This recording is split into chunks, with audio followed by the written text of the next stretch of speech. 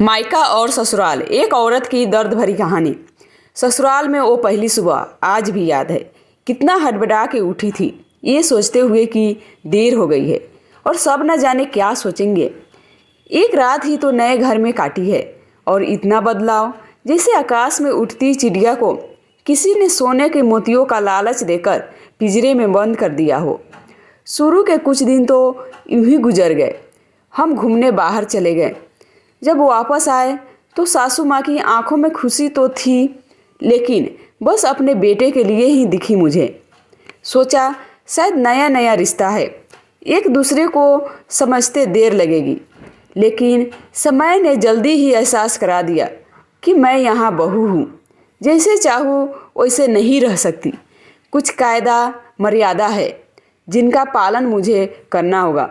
धीरे धीरे बात करना, धीरे से हंसना, सबके खाने के बाद खाना, ये सब आदतें जैसे अपने आप ही आ गई। घर में माँ से भी कभी कभी ही बात होती थी। धीरे धीरे पीहर की याद सताने लगी। ससुराल में पूछा तो कहा गया अभी नहीं, कुछ दिन बाद। जिस पति ने कुछ दिन पहले ही मेरे माता पिता से ये कहा था कि पास ही तो है, कभी भी आ जाएगी, उनके भी सुर बदले हुए थे। अब धीरे धीरे समझ आ रहा था कि शादी कोई खेल नहीं, इसमें सिर्फ घर नहीं बदलता बल्कि आपका पूरा जीवन ही बदल जाता है। आप कभी भी उठ के अपने पीहर नहीं जा सकते, यहाँ तक कि कभी याद आए तो आपके पीहर वाले भी बिन पूछे नहीं आ सकते।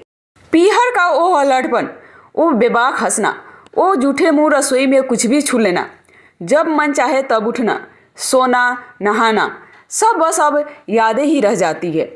अब मुझे समझ आने लगा था कि क्यों विदाई के समय सब मुझे गले लगाकर रो रहे थे।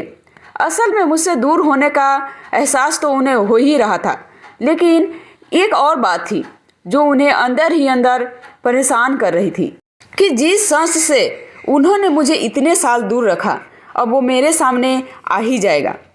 पापा के ये झूठ कि मैं उनकी बेटी नहीं, बेटा हूँ, अब और दिन नहीं छुप पाएगा। उनकी सबसे बड़ी चिंता ये थी, अब उनका ये बेटा जिसे कभी बेटी होने का एहसास ही नहीं कराया था, जीवन के इतने बड़े सच को कैसे स्वीकार करेगा। माँ को चिंता थी कि उनकी बेटी ने कभी एक गिलास पानी का नहीं उठाया, तो इतने बड़े परिवार की जिम्मेदारी कैसे उठाएगी। सब इस विदाई और मेरे पराये होने का मर्म जानते थे, सिवाय मेरे। इसलिए सब ऐसे रो रहे थे जैसे मैं डोली में नहीं, अर्थी में जा रही हूँ। आज मुझे समझ आया कि उनका रोना गलत नहीं था।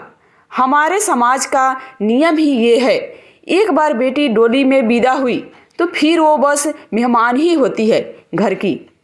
फिर कोई चाहे कितना ही क्यों ना कह ले कि ये घर आज भी उसका है, सच तो ये है कि अब वो कभी भी यूं ही अपने उस घर जिसे मायका कहते हैं नहीं आ सकती।